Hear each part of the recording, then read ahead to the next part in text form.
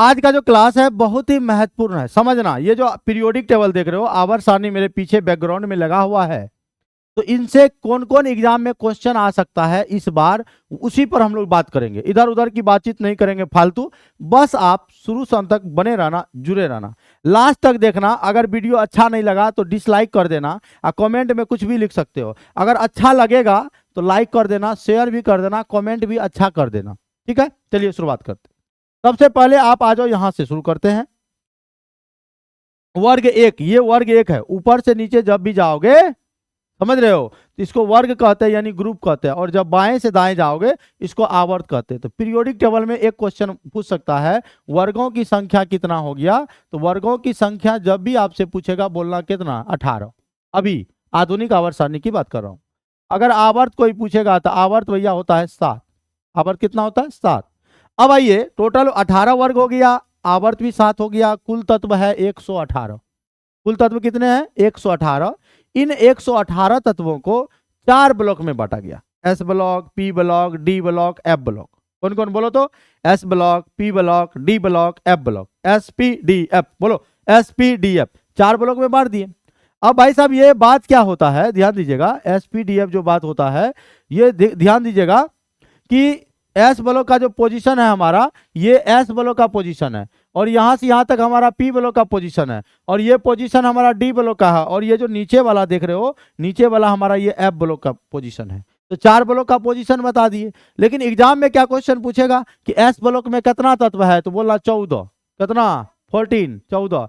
और D block में पूछेगा तो बोलना 40, और पी ब्लॉक में 36, और एफ ब्लॉक में 28। सबको जोड़ दीजिए। एस में 14 यानी 14 एलिमेंट, पी में 36, डी में 40, और एफ में 28। याद रखना ये सब बात, सब ऑब्जेक्टिव के पॉइंट ऑफ व्यू से हम आपको बता रहे हैं। दूसरी बात यह है साथियों, ये जो डी ब्लॉक है, डी ब्लॉक का एक नाम है संक्रमण धातु। कोई पूछेगा संक्रमण धातु किसे कहा जाता है, तो आपका नाम, अरे अपना डी ब्लॉक नहीं है, उसी को तो कहते हैं। समझ रहे हैं। तो अब एक बात है, अब आइए एलिमेंट पर। सबसे हल्का जो है तत्व हाइड्रोजन है। सबसे हल्का तत्व कौन है, हाइड्रोजन है। और गैस में भी सबसे हल्का हाइड्रोजन है। आपको क्वेश्चन पूछेगा सबसे हल्का तत्व कौन है, तो बोलना हाइड्रोजन। और सबसे हल्की गैस भी कौन है, तो हाइड्रोजन है। समझ रहे हैं। हाँ, हाइड्रोजन किस वर्ग में है, तो वर्ग एक में है। और वर्ग एक को कहते हैं क्षारीय धातु। कौन धातु, क्षारीय धातु, यानी अल्कली मेटल वर्ग एक ग्रुप एक को कहते हैं। और वर्ग दो को क्षारीय मृदा धातु कहते, क्षारीय मृदा धातु कहते। और ये जो हाइड्रोजन देख रहे हो, आपका अधातु है, नॉन मेटल है, सबसे हल्का तत्व है, सबसे हल्का तत्व है, सबसे हल्की गैस है, और ये अधातु है, कौन, हाइड्रोजन। उसके बाद यहां से क्वेश्चन आ जाओ, सबसे भारी धातु जो है हमारा ये रेडॉन होता है। आर्यन को जो देख रहे हो, ये आर्यन, ये रेडॉन सबसे भारी गैस है। और ये जो जानते हो भाई साहब, ये आपका हमारा जो ये वातावरण है, वायुमंडल है, वहां नहीं पाया जाता। अब आप कहिएगा तब कहाँ पाया जाता, वायुमंडल से ऊपरी भाग में। तो सबसे भारी धातु रेडॉन है, और रेडॉन ये वर्ग 18 में रहता है। यानी रेडॉन का घर कहाँ, तो कहिएगा वर्ग 18 में। समझ रहे हैं। इसी में है helium, neon, argon, krypton, xenon, radon, यानी हीना, नीना और करीना का जीरोक्स रंगीन। अभी हम आपको ट्रिक भी बताएंगे। हे ली ना करे रब से फरियाद, बेटा मांगे कन्या सुंदर बाप राजी। समझ रहे हैं। अब बैगन, आलू, गाजर इन थैला, कहे शिव जी सुनो पार्वती, नेहा पूजा ऐश्वर्या सब बीमार। ये तो ट्रिक है याद करने का। हाँ, फिर कल बाहर आई आंटी, इस पर भी एक वीडियो हमने बना रखा है, उसको आप जाके देख सकते हैं, फनी ट्रिक के साथ। जैसे आप पीरियोडिक टेबल सर्च करोगे मिल जाएगा, वैसे डिस्क्रिप्शन में हम इसका लिंक जो है दे देते हैं। अब भाई साहब क्या है, सबसे हल्का तत्व भी हो गया, और सबसे हल्की गैस भी हो गया, सबसे भारी गैस भी हो गया। अब आइए धातु में, सबसे हल्का धातु ये लिथियम, याद रखना। लिथियम से धातु स्टार्ट होता है, तो सबसे हल्की धातु कौन हो गया, लिथियम। और लिथियम और मैग्नीशियम में देखो ये डायगोनली रिलेशन होता है, यानी विकर्ण संबंध जो है लिथियम का किसके साथ, मैग्नीशियम के साथ, पड़ोसी वाला संबंध। समझते हैं ना, चक्कर चलता है लिथियम का किसके साथ, तो मैग्नीशियम के साथ। आप लोग भी देखते हैं गाँव सब में होता है ऐसा, अक्सर पड़ोसी के साथ चलता है एकदम भाभी सबका चक्कर। तो वही लिथियम भाभी का चक्कर ककरा साथ, मैग्नीशियम के साथ। समझा, इसी को कहते हैं विकर्ण संबंध। आपका एग्जाम में क्वेश्चन ऐसे आता है कि लिथियम का विकर्ण संबंध ककरा से है, तो ककरा से है, तो मैग्नीशियम से है। समझ गए। एक और विकर्ण संबंध से एक बार और क्वेश्चन आया था, ये जो बोरॉन देख रहे हैं बोरॉन, अब बोरॉन का संबंध इस सिलिकॉन से, पड़ोसी से, बोरॉन का विकर्ण संबंध सिलिकॉन से और लिथियम का विकर्ण संबंध मैग्नीशियम से।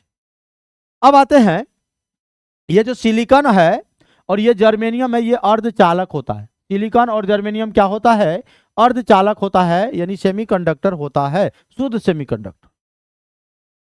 ठीक है, इसीलिए मेमोरी कार्ड वगैरह सब में जो भी होता है सिलिकॉन का प्रयोग करते हैं, या सिलिकॉन नहीं होता तो जर्मेनियम का हम लोग प्रयोग करते हैं। और ये कार्बन देख रहे हैं, कार्बन बड़ा खतरनाक है भैया, खतरनाक, डेंजर। पुष्पा 2 देखे हैं, पुष्पा 2 में बड़ा एकदम अल्लू अर्जुन बड़ा खतरनाक सीन लिया है। तो मतलब ये कार्बन का भी जो है ना जीवन में बहुत सारा खतरनाक है, कार्बन नहीं रहता ऑर्गेनिक न बनता ले।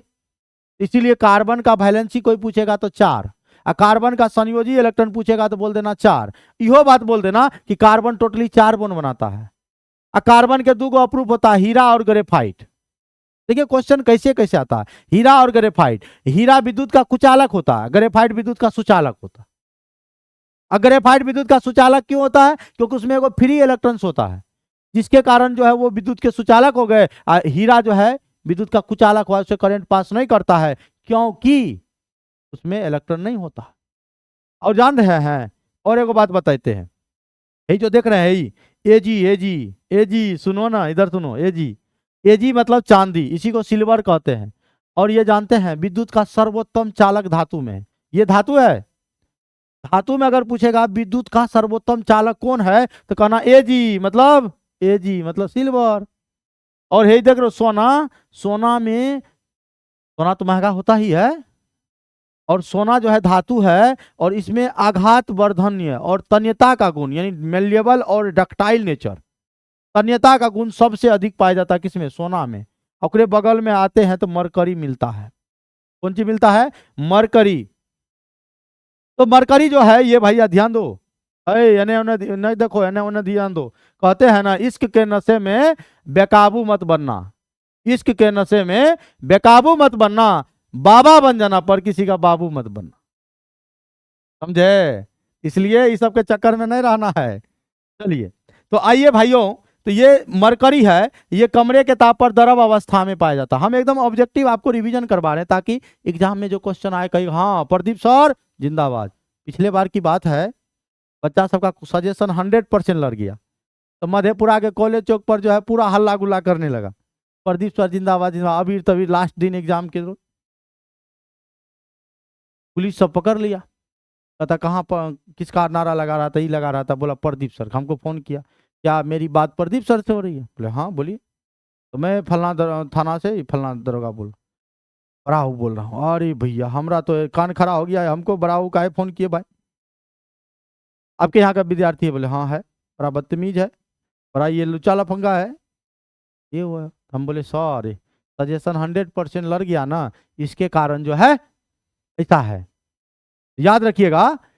आप अच्छा से पढ़िए, आपके एग्जाम के, रहने दीजिए सर, काटिए मत, एग्जाम के पॉइंट ऑफ व्यू से जो है ना बहुत इंपॉर्टेंट है ये चीज। लोगों को लगता है प्रदीप सर नेता आदमी है ना, इसको बोर्ड से सेटिंग है, बोर्ड से सेटिंग रहता तो भैया हम इतना मेहनत करते, सीधे एकदम बाबा का रूप ले लेते हैं, आओ बच्चा एकदम बैठो सामने में, एकदम फीस जमा करो बगल में, जाओ ट्रांसफर, यही क्वेश्चन आएगा रट लो, बागेश्वर बाबा की जाए तो कहता प्रदीप बाबा की जाए, समझ रहे हो।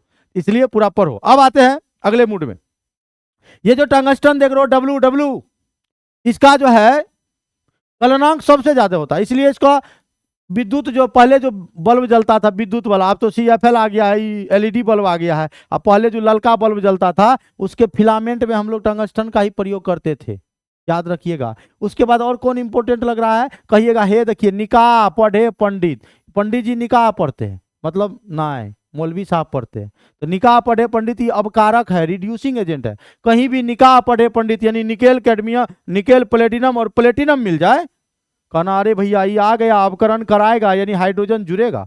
ये सबको आप याद रखेंगे। उसके अलावे आ जाओ, हे ही देख रही क्लोरीन, फ्लोरीन, फ्लोरीन देख रहे हो, फ्लोरीन का विद्युत ऋणात्मकता सबसे अधिक होता है, सबसे ज्यादा जो है इलेक्ट्रॉन को खींचने का पावर फ्लोरीन का है। पूरा आवर्त सारणी में जितना तत्व है सबसे निगेटिव इंसान यही है, समझ रहे हैं, सबसे निगेटिव इंसान यही है।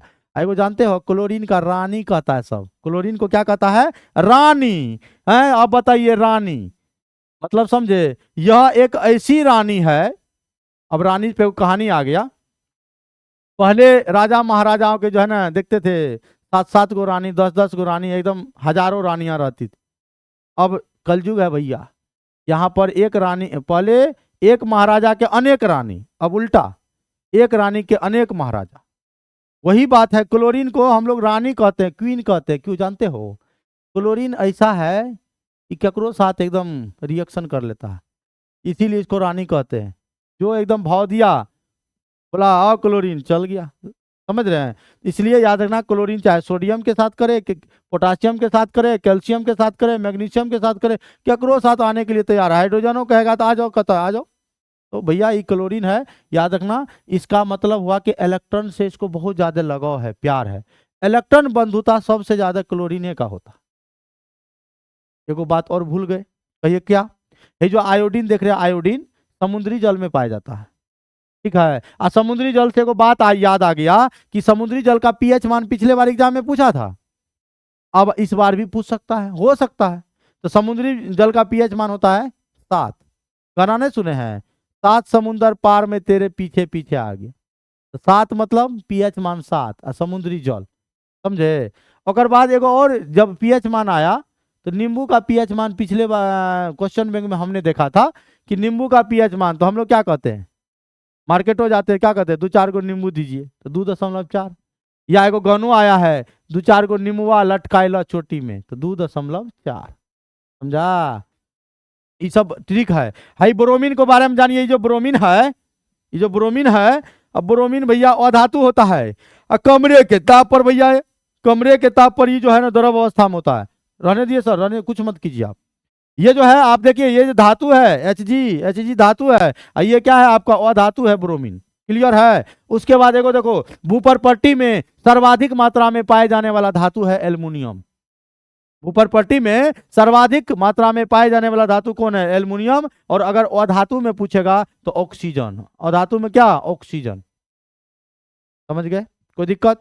बहुत सारा ट्रिक है इस पर, तो इतना सारा चीज अगर आप करके जाओगे और देखते हाँ है या ओस्मियम मिल गया।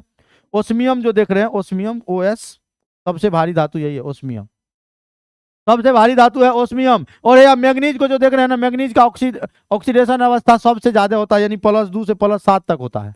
+2 से +7 तक होता है, यानी आप देखो +2 से शुरू होता है, +2 से +7 मतलब मैक्सिमम +7 तक होता है। क्रोमियम का +6 तक होता है ऑक्सीकरण अवस्था। उसके बाद और कुछ दिख रहा है, उसके बाद ये सोडियम तो देखिए रहा, सोडियम तो कौन नहीं जानता है। सोडियम एक ऐसा धातु है जो मुलायम होता है, इसको केरोसिन तेल में रखते हैं और इसको जैसे जल में डालते हैं कहता है एकदम ब्राम, एकदम फटाक से आवाज देता है, यानी विस्फोट कर देता है। सोडियम हाइड्रोक्साइड बन देता है, उसके साथ साथ आपका जल दे देता है।